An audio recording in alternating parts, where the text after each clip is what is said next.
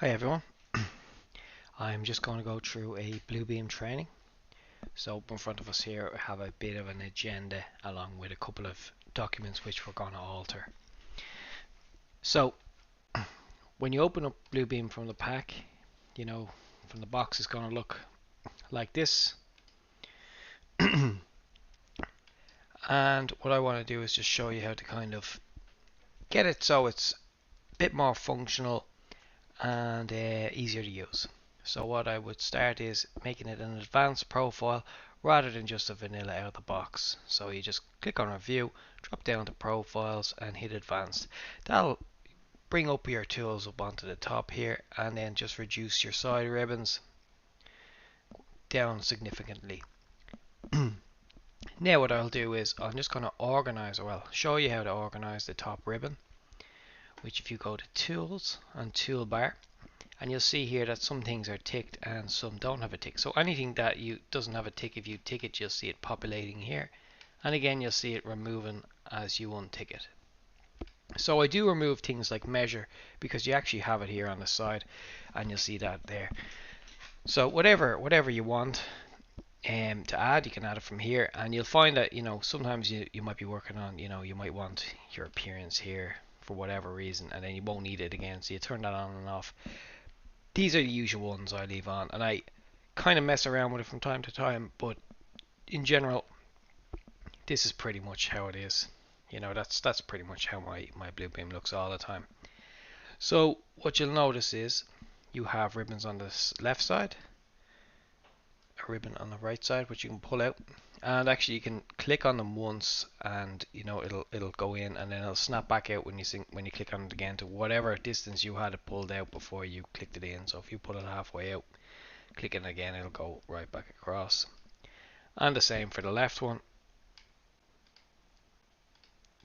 So you got them like that if you want, or you can have them like this. And then you actually have one at the bottom which not a lot of people notice, and this kind of just tracks, this is keeping a log of all the all the authors that have been through this document, which is actually quite a lot. It's all been me, but I'm forever going in and out of this, just training people along. So I said I'd do a YouTube video, that way it would, I could train a lot more people a lot more efficiently rather than one-on-ones all the time.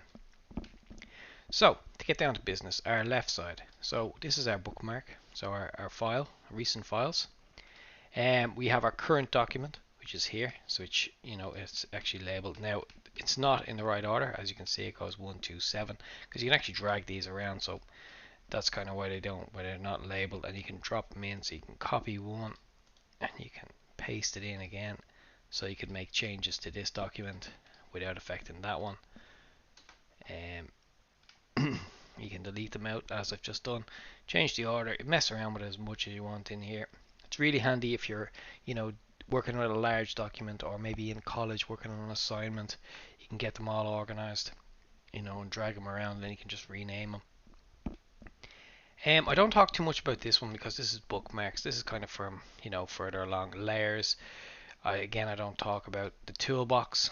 So we have a toolbox, and you can create your own toolbox. Actually, if you're interested, I'll send you on a link. Anybody who wants. So I'm Tripping Switches on YouTube, Twitter, Instagram, you name it. I'm Tripping Switches there anyway. So Instagram's a good place to DM me if you hit me a follow on DM, or if you want, I'll arrange to get you a toolbox if you're looking for a toolbox, and you can just populate your own. The next thing, of course, is your forms, your signatures, and your studio, which again I'm not going to go into. So really I'm only just going to show you, that's your recent files, that's your current document, and that's your toolbox. That's really all on the left hand side. Going across to the right hand side, it's something similar. I'll just show the top two, and the reason for that is that the bottom three, it's not really for a beginner training. It's kind of as you're using the software a little bit more and you get into it, you'll use a bit more for the functions that are available. So the top one is settings, which as you can see here, it's nothing, but actually if you were to click on something, you'll get the settings about that object. So you'll have whatever changes have been made on those objects there in your settings. So I'll say the color, the fill color, if it's highlighted or not, you know, the line width, all those things. I'm going to go into that anyway. Next one down is measure, which we removed from the top ribbon because there's no point in having it twice. And then the measure is just for literally taking a measurement of something. So you'd have to calibrate this first and say, usually what you'll have to do is know a measurement, or else there'll be one given to you. But in this case, there's no measurement on this drawing. So what we'll do is we will take a measurement here and just to make it easier, we're just going to say that is 2 meters. Okay, so that's 2 meters, 1 to 1. Precision, we're going to go to 2 decimal places, apply scale, and we'll measure that just to make sure that we are at the 2 meters, which we should be. If I grab this out.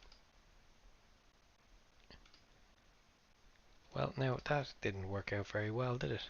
So let's just calibrate again. We said we're going to be 2 meters. Sorry, 2 centimeters to, sorry, that was my fault. So we actually messed up with that there. So that was, we changed this to 2. So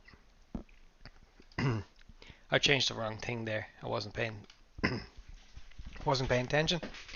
So yeah, so that's actually very important that you do not mess around with this. So we should have said 2 here and 1 here, not 12. That should be 1. Should be okay. And then you got your 2.5.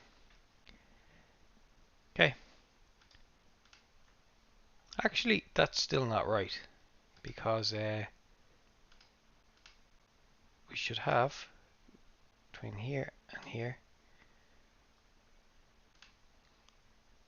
apply scale and measure 1.92. Now okay, that's actually fine because that's slightly off because I didn't click on the same point, so that's fine. So you can see there that, you know, you actually have to click on the exact same 2 points that you calibrate, but I don't mind if we're off by a slight bit like that. It's not 100% accurate, it's just quite accurate. Sorry, apologies for everyone there making a mistake in the calibration, but again, it'll show you. I just changed it back to what it should be.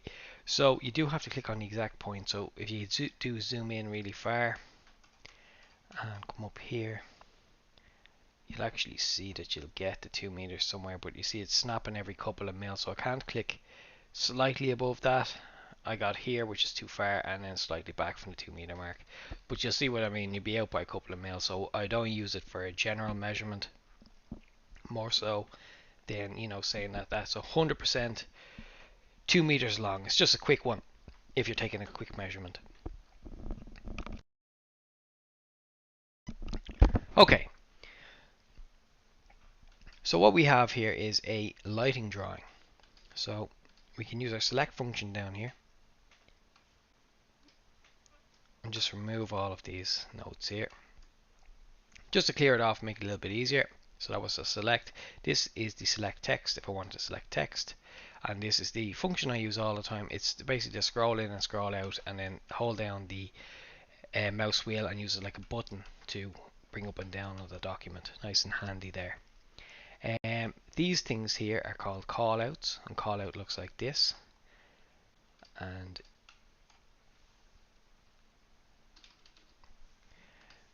okay, but of course you can actually, if you go into your settings, you can mess around with that and change the color. So you could have your font color as black.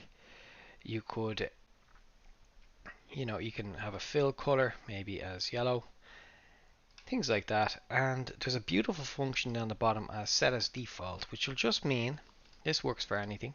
Everything I show here when I'm in the settings function with one thing, it will work for, you know, any of these kind of shapes or lines or you know, these clouds. But you do have to do it each one of them first. So now that I've set that as default, for example, if I draw another one of these, it's going to be yellow and the text is going to be black. But if I was to draw something else, so let's say if instead of a call out I was using a cloud, so if I cloud this and pull out, that's not going to be yellow and black, that's going to go back to red. So I'd have to change that in my settings here to maybe highlight. I'll change it to cyan and I'll set that as default, so which means that the next time I draw one of those, Okay, it'll be the way I wanted it there. Perfect. The same for lines and arrows. So if you want to draw a line, you can draw a line any way you want. Or if you hold shift, it'll go straight. And then you've got your angles as well by holding shift and just spinning the mouse around in a circle. Okay, so you got like every 45-degree angle there. So anyway, we'll just draw a straight line. Color, we'll change it to orange. You got your styles here which are preloaded. You can of course make those if you want. I'm not going to show that today. That we've got our line width, start and end. So if you want it to be an arrowhead or just a plain line, whatever you want. And again, you can set that to default. Okay, so lovely. Now if I wanted to draw multiple orange lines for some reason, I could double click and just keep going as long as that's double click. So you can double click on one function. That works for any of the functions. Double click them and you can just keep drawing them. So that's really handy.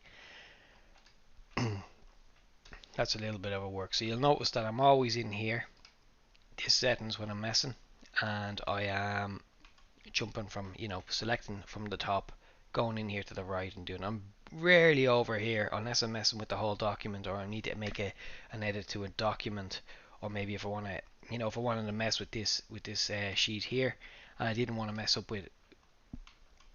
If for some reason I wanted to change the text here and I was like, oh, let's just see what that looks like, I'd go to this, make a copy, paste page, and I'd be like, okay, grand, I could make a mess with this one here, make a change.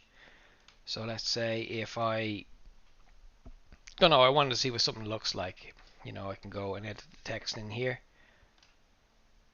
It'll all go grey, and I could say, okay, rather than millimeters, I just want that to say meters. Okay, I'm going to say everywhere or all locations.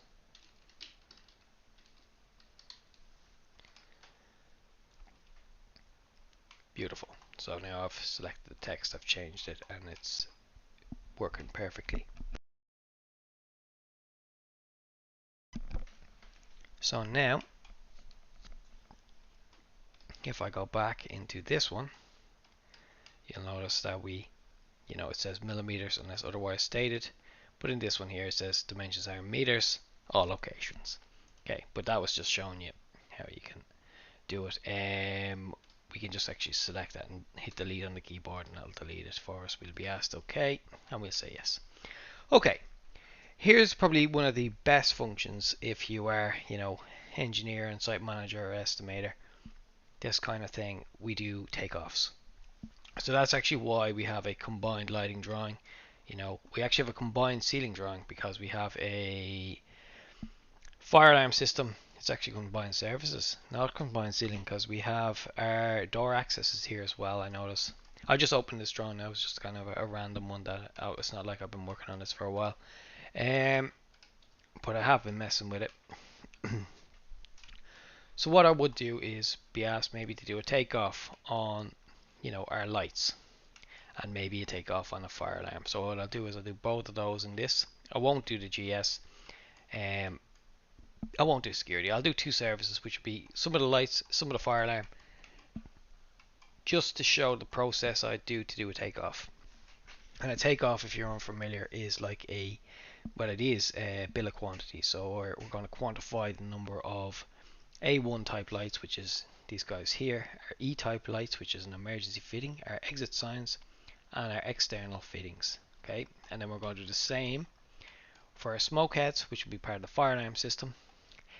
Our IO units, again, fire alarm system. Our break glass units here. And if I can see anything else, which I'd say that will probably do it there now. There might be another type. Oh, okay. So there might be another kind of smoke head, because usually there'd be like a combined smoke head and then a single base. Okay, there isn't, but there is PIRs, which I didn't mention. They'd be part of our lighting system, so we're going to catch those. Now what I do is I pick a shape. Okay, now for example, I'm going to start with lighting and then we're going to do fire alarm. So first we're going to do lighting. So for that, I'm just going to draw around one of these A1s, and you'll see here that it's red on the outside and white in the middle. It hasn't been modified at all. This is what will happen if you draw a square the first time in, or rectangle in using Bluebeam for the first time. It'll look exactly like this. Now, because we're doing lights, I'm going to pick a color for the external. So I'm going to say, well, my lights are going to be green on the outside. They're all going to be highlighted, and on the inside for these A1 type lights anyway, I will go with maybe a kind of a peach color. Okay, always see how that looks. It doesn't look great. Let me see about maybe grey. It's a bit hard to see. Purple. Definitely can't see purple. So you just kind of go around to see it, and you go, oh, orange. Orange probably worse. What's this brown color? Definitely can't really see that. What about this? Oh, lovely. Right. So there we go. We got a color that we can all agree on. You can see what I mean. It's easy to change any color you want. Of course, you can make your own, but I was just showing you there, just flicking through. Now we select this. Okay, so what we'll do is we will change the name. So subject, what are we calling this rectangle? We're going to call it A1 light. Okay, beautiful. So now we're going to right click on it, and we could add to default. I need to pause for a second and just say that there's not one way to do everything here. I'm just showing one way, but there is multiple ways to do the same thing. So everybody has their own kind of tips and tricks, and different ways to do things. This is how I do them, and I hope it helps. So anyway, rather than setting it as default, we are going to click on this legend option here. We have none and create new legend. So we're going to create a new legend. We're going to be asked to drop it. So we're going to drop it over here on the right hand side, and you'll see that it's already populated A1 light and counted 1 as the quantity. Then we're going to mess with our legend, just make it a little bit more kind of presentable. So we'll make it grid lines. We're going to make it black, and you'll see there now that that's beginning to look a little bit better. Now we actually don't have to do too much messing. You can just copy and paste. So just by using Control C or copy and paste, however you want to do it, you can just copy and paste this A1 on top of every A1 light that you find. And it's important to note that you have to do this with boxes. You can't do this. This will not count as 2. This will only count as 1, because it's counting boxes. It's literally the same as you doing a takeoff with using a highlighter. You're just dropping the boxes in, and this is tabbing them to say we've dropped 9 boxes. So we've named the box A1 light, which means that we've got 9 A1 lights, but it's not counting the lights, it's counting the boxes. Okay, so now we've got 12. Lovely. That's all the A1s are going to do. What I'm going to move on to now is I'm going to catch this E guy. So I'm going to drop one more, which now that number will have went up to 13, but we're going to change that. We're going to change the inside color to something else, so maybe this here. Lovely. And we will call it E. And we will copy that again and just paste that over the E light. So we'll catch maybe 3 or 4 of these wherever we can. We catch one here, we got one in here, we got one here, here, and here. Okay, lovely. Just check. 7. So it's quantifying, that's 19 lights total. Then you see we've got exit signs, so we've got to catch new color for the exit sign. So maybe yellow, and we just call that. Now we're not going to say, because that would actually be a double-sided exit sign. We're not going to be too technical here. We're just going to call exits exits. So I'm not going to get too much into it with specifying that this will be most likely a single exit sign, whereas this guy would definitely be a double. This guy here be a single, and you would actually do that and specify the different kind of exit signs, but we're not going to do that today. Okay, that's enough exit signs. I will just catch this fella. Okay, so what we've done is we've catch 10 exits, 7 E's, and 12 A1 type light fittings. So we could just keep going with, catch our A2s, which you could do that again, just same thing, pick another color.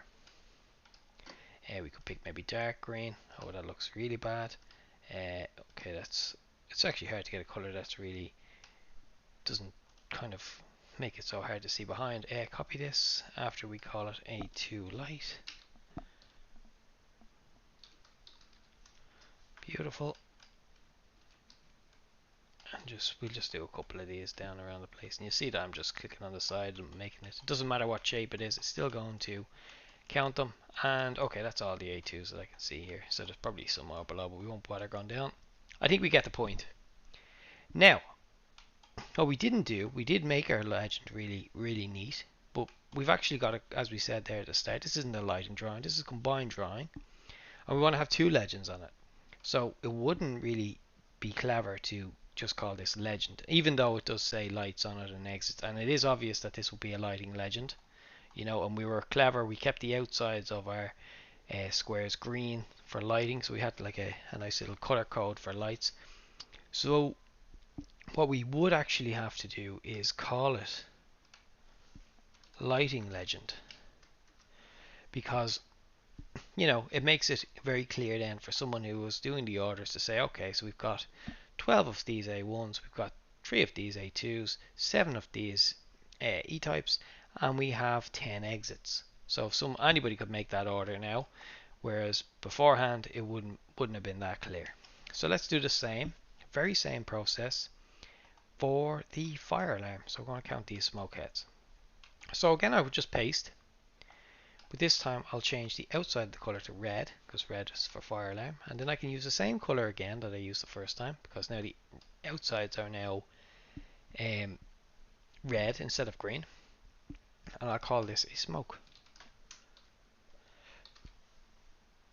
and maybe smoke head. Okay, so that's what it is. Okay, so now we'll go right click and legend. Now it's in lighting legend, but we're going to have to click on the create new legend. Okay, so when we put it down here, it actually was in this one, and it jumped out into our other legend, which we're going to call fire alarm. And we will just change it to grid lines, and we will do the color black. Lovely. Okay, and then we can copy this and paste it on top of our smoke heads.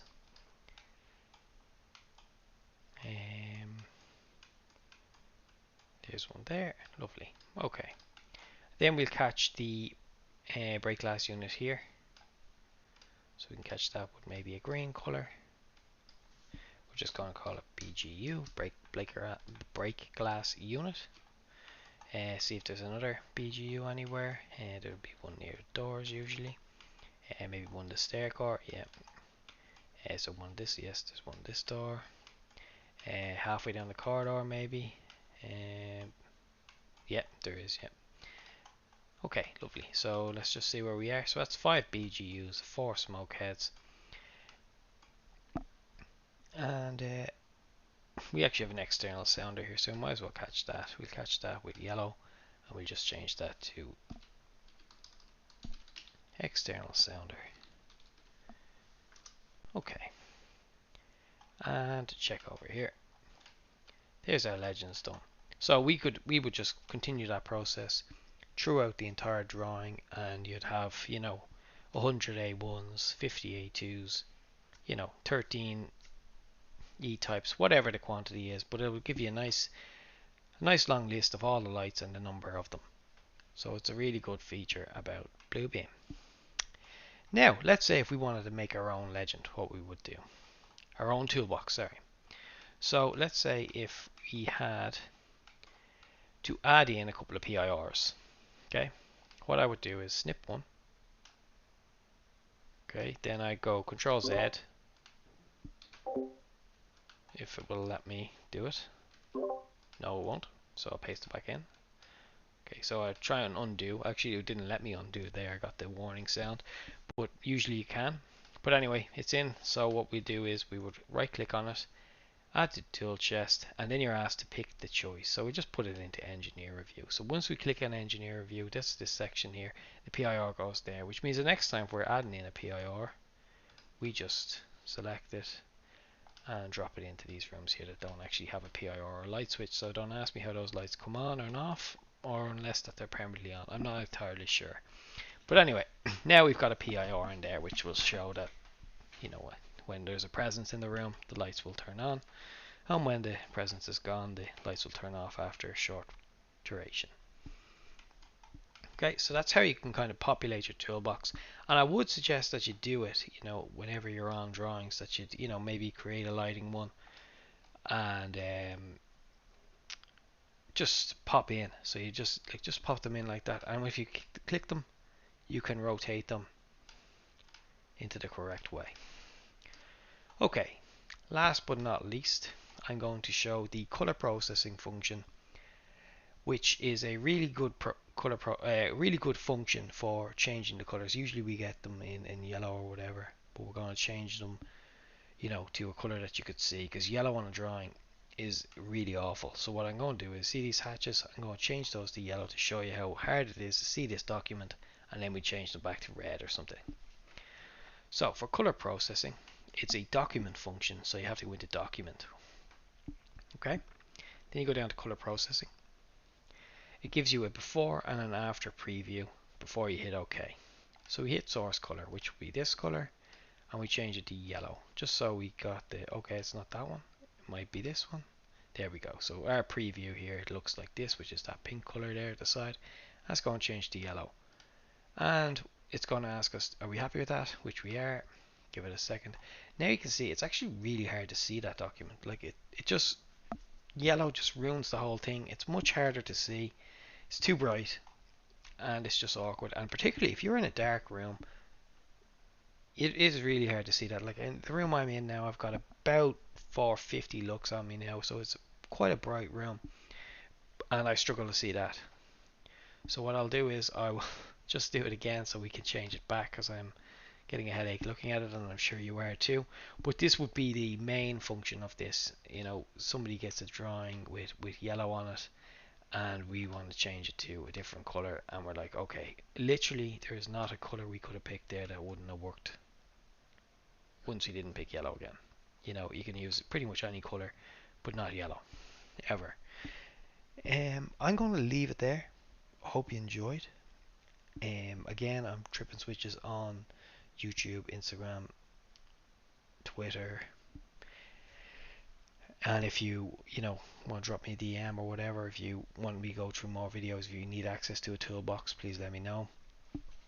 If you need any more training, or if you need me to spend more time going through a particular function on Bluebeam, please do let me know, and I will be more than happy to go through it. I hope this video was helpful. Thanks for your time.